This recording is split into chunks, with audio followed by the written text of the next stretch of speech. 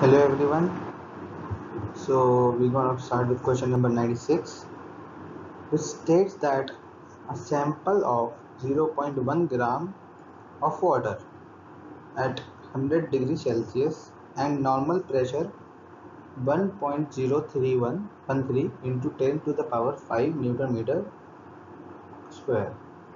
The requires 54 calories of heat to convert to steam. So in this liquid is converting to air.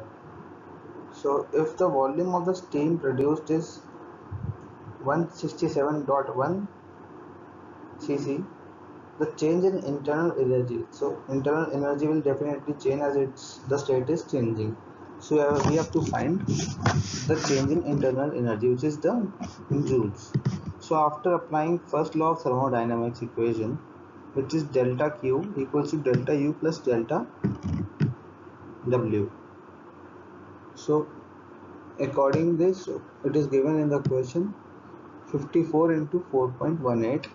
So delta U plus 1.013 into 10 to the power 5 into 167.1 into 10 to the power minus 6 minus 0. So therefore delta W equals to P into delta V. Changing energy equals to 208.7 joule. Therefore answer number 3 is correct. Thank you.